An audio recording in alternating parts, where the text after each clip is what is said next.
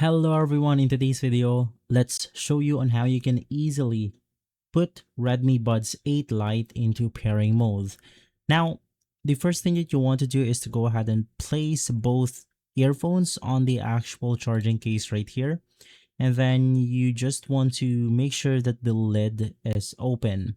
You could do this in two ways, basically depending on your model, but the steps are going to be the same.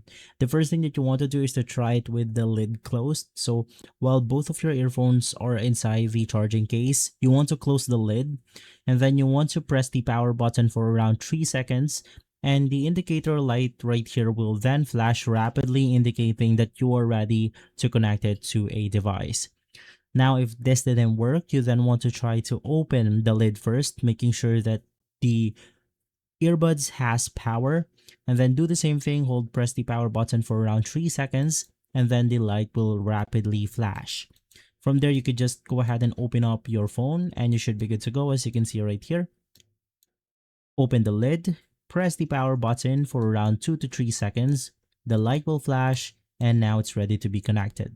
And so guys, if this video has been helpful, leave a like, subscribe, and follow us for more videos like this. Thanks for watching.